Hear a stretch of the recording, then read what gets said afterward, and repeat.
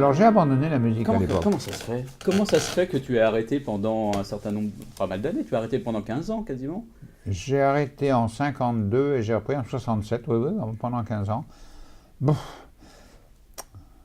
Une vie professionnelle ou est-ce que... oui, la vie professionnelle, vie familiale, et puis la, disons, le genre d'incompatibilité que j'avais entre la musique que j'aurais voulu jouer et la musique que je savais jouer. Et les choses se sont détériorées progressivement. Et cet orchestre de 1950 n'a pas duré. Il a duré un an et demi. On donnait quelques concerts intéressants, mais ça s'est arrêté. Et puis j'ai fait autre chose. Tu as fait autre chose. Mais tu as quasiment abandonné la musique pendant une quinzaine d'années. J'ai abandonné la musique pendant une quinzaine Et d'années. tu as repris. Alors c'est quoi? C'est une nouvelle inspiration? C'est la rencontre fortuite avec des musiciens? C'est la rencontre fortuite avec des musiciens, en particulier Paul Vernon. C'est mon collaborateur de toujours. Depuis ça a duré 50 ans. Ça a duré 50 ans. Ouais.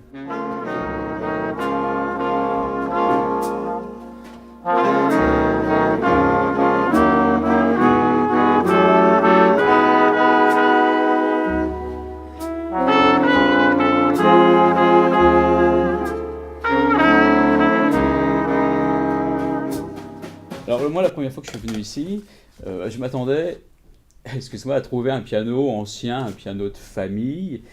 Et pas du tout, j'ai trouvé un piano moderne. Et en fait, quelle place a le piano dans tes arrangements? Est-ce que ça a une place particulière? Et tu t'en sers pourquoi exactement le piano? Parce que tu n'es pas pianiste, hein? Non, je ne suis pas pianiste, mais je me sers du piano pour mes arrangements. Je ne sais pas faire les arrangements dans la tête, comme ça. Tu travailles jamais sur table?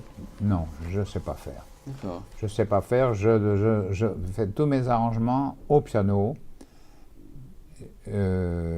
sans l'instrument que j'ai à ma disposition, je n'y arrive pas, quoi. D'accord. Comment tu choisis d'abord un morceau à arranger? C'est en général un morceau que j'ai entendu, ou un morceau que je connais, ou un morceau que j'ai repéré, ou ça vient comme ça.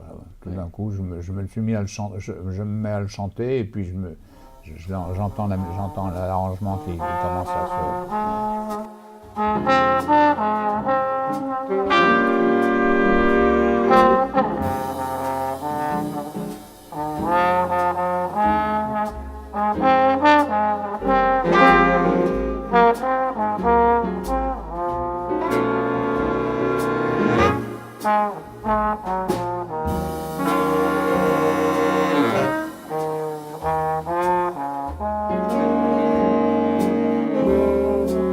Est-ce que tu utilises d'autres outils modernes, d'ailleurs l'ordinateur d'aujourd'hui? Est-ce que tu t'en sers pour écrire la musique ou... Alors, je m'en sers énormément, je m'en sers même d'autant plus que je ne peux plus écrire à cause de problèmes de vue. Ouais. Je peux écrire avec une loupe, mais enfin, je vois très mal. Ouais. J'ai un logiciel qui me permet d'écrire de la musique. C'est de la musique que je compose, mais que j'écris, et qui me donne en plus la possibilité de l'écouter. Autrement dit, lorsque j'écris quelque chose, je peux l'écouter. Alors ce sont des sons synthétiques. Tu vois, j'ai mi, et puis une croche, je vais faire un ré, et puis encore une noire en un do, tu vois. Qui sont très approximatifs par rapport aux instruments véritables. Mais d'abord, ça me donne une idée de la manière dont ça sonne, dont les harmonies sortent et dont la mise en place est plus ou moins efficace. Intervention des cuivres, sax.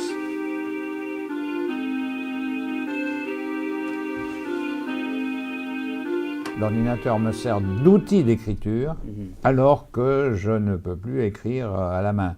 Ce qui a fait que, alors que la plupart de mes instruments, je les ai faits, la plupart des arrangements, je les ai faits avec ce piano, avec une petite table que je mettais à côté ou alors sur le pupitre du piano lui-même, mais que maintenant, étant donné que mon ordinateur est dans ma chambre, que c'est un ordinateur de bureau qui est difficilement transportable, je travaille avec un petit piano électrique que je dépose à côté de mon ordinateur. Je le pose sur mon lit, là, je le pose là en travail, et ça me permet d'avoir le piano et la machine à écrire. Oh, à ce jour, est-ce que tu sais à peu près combien d'arrangements tu as fait? Ah oui? Non, je ne sais pas exactement combien d'arrangements j'ai fait. Je sais combien j'ai d'arrangements jouables avec mon tentet actuel. Il y en a 249. Ah oui, quand même. 249 dont j'ai le matériel complet. C'est-à-dire que je donne cette partie à chaque instrumentiste et s'il sait lire, il joue l'arrangement. Contrebasse, deuxième trompette, alto, baryton, clarinette, trombone, première trompette, piano. Voilà. Classé par couleur. Classé par couleur. Et là, il y en a 249. Il y en a 249. Eh ben. Et je les ai, voilà, ça fait partie sur une clarinette, classé par couleur de manière à ce qu'elles ne se mélangent pas. Actuellement, nous sommes capables de jouer d'une façon spontanée, sans problème, une cinquantaine de... Même pas, une quarantaine, ou une cinquantaine, grossièrement. Une cinquantaine d'arrangements sur les 249. Alors, attends, sur ces 249, ils ne sont pas tous de moi. Il y en a beaucoup qui sont de Paul Vernon. Ah, d'accord. Paul Vernon m'a écrit beaucoup de très bons arrangements. Que ton orchestre Ils sont dans les 249. D'accord. Il y en a beaucoup qui ont été écrits par Paul et avec beaucoup de talent, parce que ce sont des très bons arrangements qu'il a fait.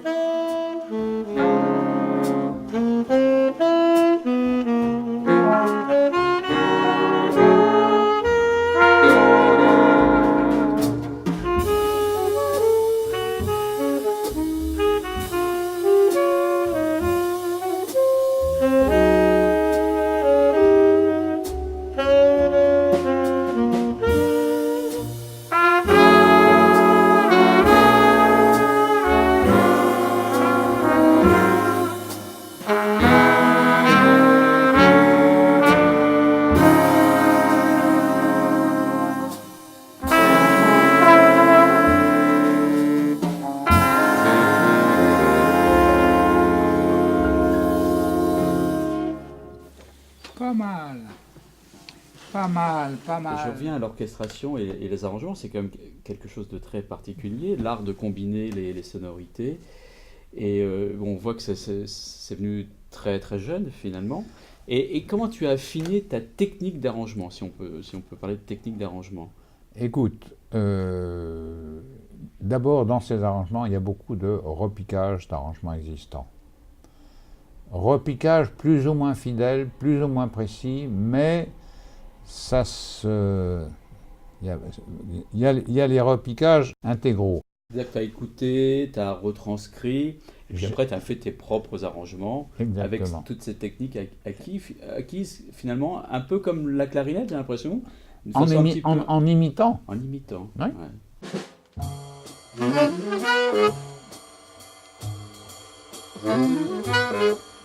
Bon, c'est suffisamment précis comme ça. C'est pas mal ça, oui. C'est pas mal. Alors Bravo, les gars, on va bravo. recommencer à partir de F, tous ensemble. À mon avis.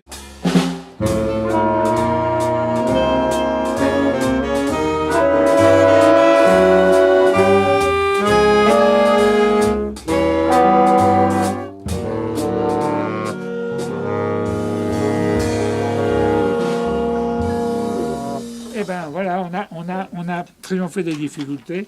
Maintenant, il nous restera à faire de la musique avec ça. Nous avons joué hier soir Kashmir Cutie, qui est un thème et un arrangement de Billy Strayhorn. Oui. Là, je n'ai fait que la réduction de l'arrangement de grand orchestre pour le tentet.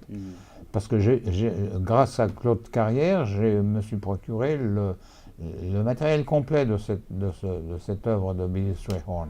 Billy Strayhorn, c'était l'arrangeur de Duke Ellington.